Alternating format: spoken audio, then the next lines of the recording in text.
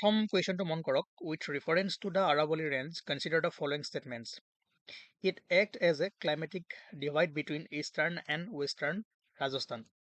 কুৱেশ্যনটো কৰিম কিন্তু তাৰ আগতে কওঁ যে 1000 এক্সপেক্টেড MCQ বা মক টেষ্ট আপোনালোকে 2025ত এই চিৰিজটো পাইছিলে আৰু 2026তো আমি প্ৰায় 20-25টা এনেকুৱা ছেশ্যন দিবলৈ ট্ৰাই কৰিম আৰু যিমানবোৰ এক্সাম আহি আছে 2026ত প্ৰত্যেকটো এক্সামৰ কাৰণে এইকেইটা ছেশ্যন গুৰুত্বপূৰ্ণ হ'ব।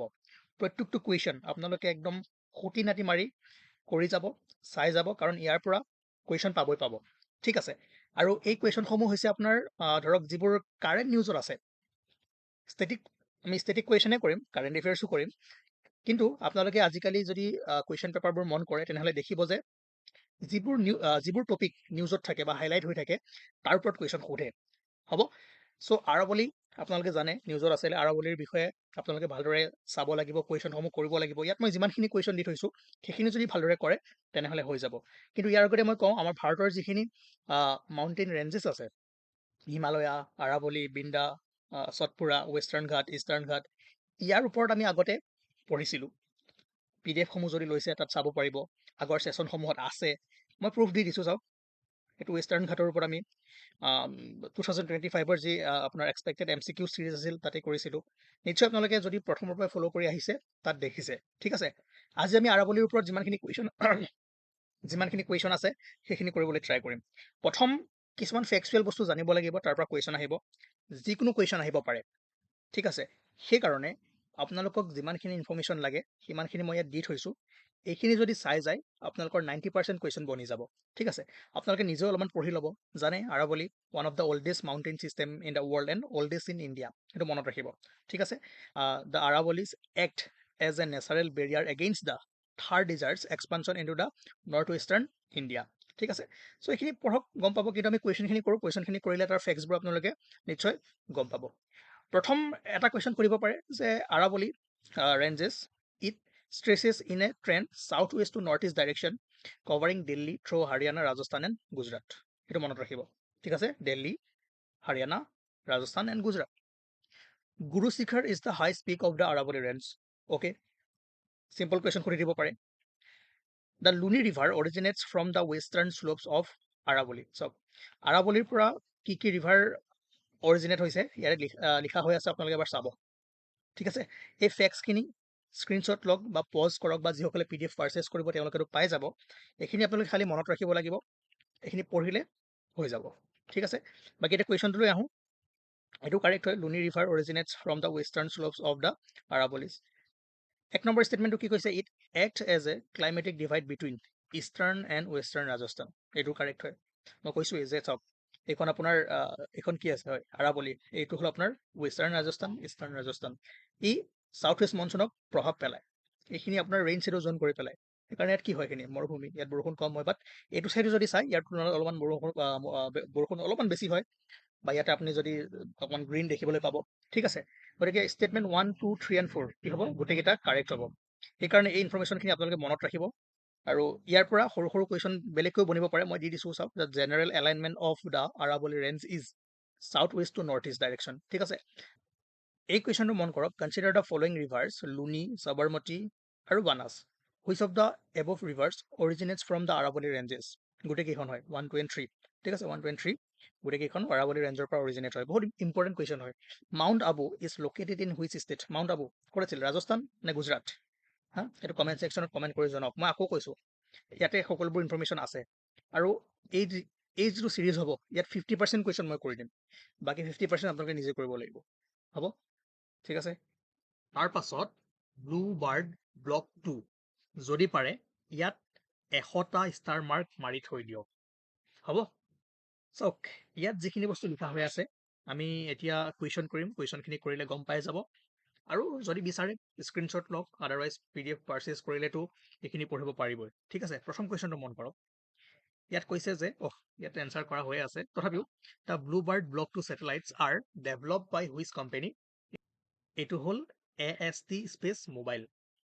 বহুতে ভাবিব পাৰে যে এইটো ইছৰ হ'ব লাগিছে, কিয় AST স্পেচ মোবাইল হ'ল?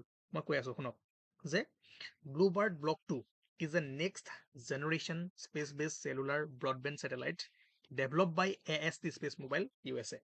আৰু ইছৰোৱে কি কৰিছে লঞ্চ কৰিছে ভেহিকলটোৰ নাম মনত ৰাখিব LVM-3M6 ঠিক আছে হ'ব ডেটটো মনত ৰাখি থৈ দিব ডিচেম্বৰ 24 2025 যে ডেভেলপ কৰিছে কোনে USA AST Space Mobile launch কৰিছে আমাৰ ইছৰোৱে ঠিক আছে তাৰ পাছত ব্লুবাৰ্ড block 2 satellites seen in the recent news are primarily designed for এইটো জানে কি হয় yes direct satellite to smartphone broadband communication ঠিক আছে it is a communication satellite এনেকুৱা কুৱেশ্যন আপোনালোকে পাব ঠিক আছে তাৰপিছত এই কুৱেশ্যনটো মন কৰক ইয়াত কৈছে যে consider the following statements regarding bluebird block 2 satellites number 1 they operate in low earth orbit yes correct হয় সেইকাৰণে মই কওঁ য'ত আপোনালোকক হাইলাইট কৰা থাকিব যিখিনি আপোনালোকৰ আন্ডাৰলাইন কৰা আছে সেই পইণ্টখিনি ভালদৰে এবাৰ চাওক ঠিক আছে ইট ইজ এ ল' আৰ্থ অৰ্বিট ছেটেলাইট ঠিক আছে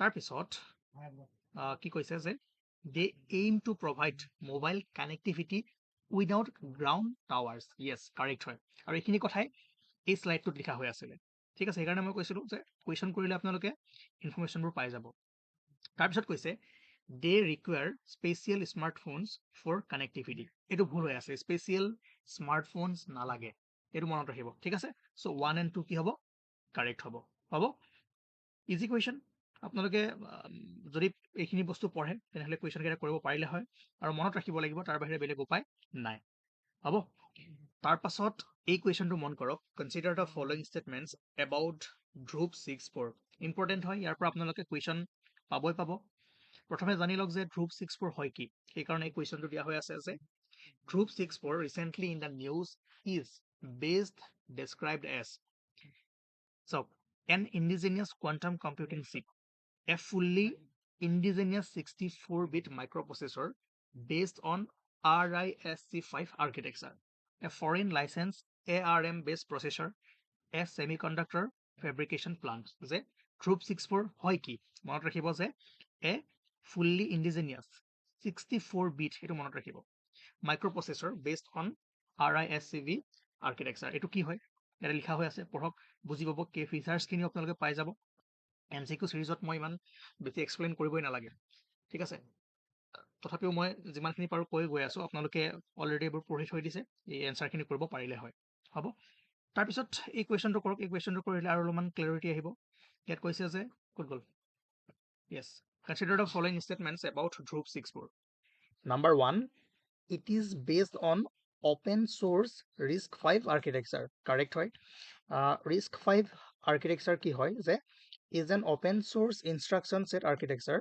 that allows anyone to design and customize processors ঠিক আছে without paying licensing fees হ'ব তাৰপিছত 2 নম্বৰত কি কৈছে it is a 32-bit microprocessor এইটো ভুল হৈ আছে 64 হয়নে নহয় primarily for mobile phones চাওক এপ্লিকেশ্যনছখিনি ইয়াত মই লিখি থৈ দিছোঁ ইয়াৰ পৰা কুৱেশ্যন সুধিব পাৰে কোনকেইটা হয় কোনকেইটা নহয় ঠিক আছে গতিকে 2 নম্বৰটো ভুল হৈ আছে তাৰপিছত কি কৈছে it is a 64-bit dual core microprocessor yes correct হয় it supports high performance computing and strategic applications yes correct হয় গতিকে 1 2 and 4 sorry 1 3 and 4 কি হ'ব correct হ'ব তাৰ পাছত আৰু এটা সৰু বস্তু চাই থৈ দিয়ক ইম্পৰ্টেণ্ট হয় এইটো সুধিব পাৰে যে Dhruv 6-4 has been developed under which government of India program National Supercomputing Mission India Semiconductor Mission Microprocessor Development Program Digital India Mission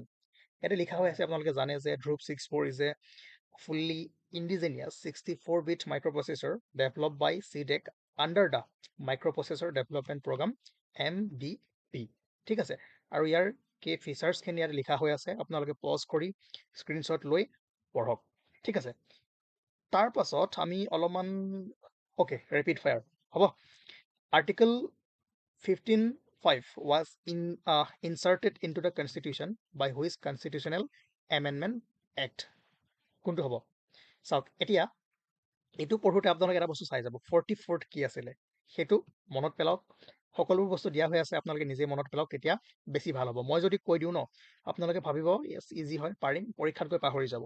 সেইকাৰণে এই বস্তুবোৰ নিজে কৰিবলৈ ট্ৰাই কৰক। 103 কি আছিলে এইটো আপোনালোকে নিজে মানে এবাৰ পঢ়ক। গোটেইকেইটা সুধিছে, ঠিক আছে। 86টো কি আছিলে সেইটো মনত পেলাওক। অ'কে, গতিকে এইকেইটা যদি জানে আপোনালোকৰ এনচাৰটো ওলাই যাব। কি হ'ব? য়েছ 93rd। ভয় নাখাব, কেতিয়াবা যদি এনেকুৱা কুৱেশ্যন দেখে ভয় নাখাব। এবাৰ চাব যে কোনখিনি বস্তু পঢ়িছে, কি কি কৰিছে, সেইখিনি যদি উলিয়াব পাৰে তেনেহ'লে কেতিয়াবা নাজানা বস্তুৰ এনচাৰ ওলাই যায়। হ'ব, তাৰপাছত এই কুৱেশ্যনটো মন কৰক যে special leave petition is provided under which article of the Indian constitution. সহজ কুৱেশ্যন, কি হয়? Yes, article 136। তাৰপিছত the theme of the 16th national voters day 2026, national voters day কোনটো ডেটত পালন কৰা হয় কমেণ্ট কৰক। আৰু এইবাৰৰ থিমটো কি আছিলে? চি নহয়, এ, মাই ইণ্ডিয়া মাই ভোট। মই এটা কথা কওঁ চাওক, মই বহুত কষ্ট কৰি ছাইটৰ পৰা ছেশ্যনসমূহ দি আছোঁ। ইণ্টাৰনেট বহুত প্ৰব্লেম হয়, আপোনালোকক যিকেইটা মই এনচাৰ কৰিবলৈ দিছোঁ সেইকেইটা কৰক, আদাৰৱাইজ ছেশ্যনবোৰ দিবলৈ মোৰ মন নাযাব। এবাৰ বুজিব আপোনালোকে, ঠিক আছে। তাৰপিছত চাওক জালিকাট্টু, ইয়াত মই 3টা কুৱেশ্যন দি থৈছোঁ। দেখাত সহজ যেন লাগিব, এতিয়া সহজ লাগিব, কিন্তু পৰীক্ষাত গৈ আপোনালোকৰ এইখিনি অলপমান খেলি মেলি লাগিব পাৰে। ফাৰ্ষ্ট কি কৈছে যে Jallikattu is best described as, কি হয়? Yes, a traditional bull taming sport practice in Tamil Nadu. ষ্টেটটো মনত ৰাখিলে। তাৰপাছত এনেকৈ সুধিব পাৰে যে Jallikattu is traditionally associated with which Indian state. এইটো জানে তামিলনাডু। কিন্তু অলপমান যদি আপোনালোকক টান কৰি কুৱেশ্যনটো সোধে, টান নহয়, অলপমান সৰু ট্ৰিক লগাই যদি কুৱেশ্যনটো সোধে, তেনেহ'লে এইটো মন কৰক যে Jallikattu is usually conducted during which festival? Onam, Pongal. খেলি মেলি লাগিব এই দুটাৰ ভিতৰতে, ক'ত? য়েছ, পংগাল। ঠিক আছে, তামিলনাডু, পংগাল, বুল, এই 3টা বস্তু যদি মনত ৰাখে আপোনালোকৰ অলপ খেলি মেলি নহয়, আৰু কুৱেশ্যন সুধিলে এনেকৈ সুধিব পাৰে। তাৰপাছত এই কুৱেশ্যনটো মন কৰক, ইয়াত কৈছে যে the significance of 26 January is linked with. 26 জানুৱাৰী মানে কি হয়? ৰিপাব্লিক ডে, হয়নে নহয়? কি আছিলে? লাহোৰ ছেশ্যন অফ INC নে পূৰ্ণ স্বৰাজ ডিক্লাৰেশ্যন? য়েছ, পূৰ্ণ স্বৰাজ ডিক্লাৰেশ্যন। কাৰণ 1930 চনৰ 26 জানুৱাৰীত এই ডেটো ঠিক কৰিছিলে। আৰু কেতিয়া কৰিছিলে? য়েছ, 1929ৰ লাহোৰ ছেশ্যনত। গতিকে এনেকুৱা কুৱেশ্যন, সৰু সৰু কুৱেশ্যন আপোনালোকে পাব পাৰে। তাৰপাছত এই কুৱেশ্যনটো মন কৰক, ইয়াত কৈছে যে December 22 is celebrated every year as national mathematics day in India. Consider the following statements. Number 1, the day marks the birth anniversary of Srinivasa Ramanujan. Yes, correct হয়। National mathematics day was first celebrated in the year 2012। Yes, both 1 and 2 হ'ব, ঠিক আছে। তাৰপাছত এই কুৱেশ্যনটো মন কৰক, consider the following dance forms of a particular community of Assam. Bahuwa dance, Hagra নাচ, হাইডাং নাচ, কোলা বুঢ়ী নাচ, কোনটো কমিউনিটি? এইটো কমেণ্ট কৰক প্ৰত্যেকজনে, ইজি হয়, আৰু ইয়াৰ পৰা আপকামিং এক্সামত আপোনালোকে কুৱেশ্যন পাব পাৰে, ঠিক আছে। তাৰপাছত important, what is the name of the Brahmaputra after entering Bangladesh? বাংলাদেশত প্ৰৱেশ কৰি ব্ৰহ্মপুত্ৰৰ নাম কি হয়? যমুনা, পদ্মা, মেঘনা, সুৰমা, কি হয়? য়েছ, যমুনা। এইটো মনত ৰাখিব, ব্ৰহ্মপুত্ৰ আহি আছে, আহি আহি এখন কি হয়? গংগা। লগ লাগিলে, চৰি, প্ৰথমে সোমাই হ'ল যমুনা, তাৰপিছত ইয়াতে গংগাত লগ লাগিলে, তাৰপিছত কোৱা হয় পদ্মা, তাৰপিছত আহি কি হয়? মেঘনা, আৰু মেঘনা হৈ ক'ত পৰে? বে অফ বেংগলত। এইটো বস্তু আপোনালোকে মনত ৰাখিব, যমুনা, পদ্মা এণ্ড মেঘনা, ঠিক আছে। তাৰপাছত নেক্সট কুৱেশ্যন যদি আমি চাওঁ, the governor's addresses to the state legislature is mentioned under which article of the Indian constitution? Article 176, ঠিক আছে। ইয়াত কৈছে যে with reference to the national human rights commissions consider the following statement. National human rights commission is a constitutional body. ভুল হৈ আছে, এইটো constitutional body নহয়, ঠিক আছে। National human rights commission was established under the protection of human rights act 1993। এইটো correct হয়, গতিকে অনলি টু কি হ'ব? কাৰেক্ট হ'ব, মনত ৰাখিব, ঠিক আছে। According to the Article 343(1), the official language of the Union shall be। এইটো আপোনালোকে কৰক, এইটো কুৱেশ্যন নম্বৰ কিবা এটা দি লওক, এইটো 2 নম্বৰ দি লওক, এইটো আপোনালোকে কৰক, ঠিক আছে। তাৰ পাছত লাষ্ট কুৱেশ্যন আৰু ইম্পৰ্টেণ্ট কুৱেশ্যন, এইটো সুধিব পাৰে এইবাৰ, which party became the largest party in the Bihar assembly election 2025, মানে আটাইতকৈ বেছি চিট কোনে জিকিছিলে? বিজেপি, এইটো মনত ৰাখিব। JDU, RJD, বিজেপি, এইকেইটা আপোনালোকে চাই থৈ দিব। চ' বিজেপিয়ে জয়ী হৈছিলে, ঠিক আছে।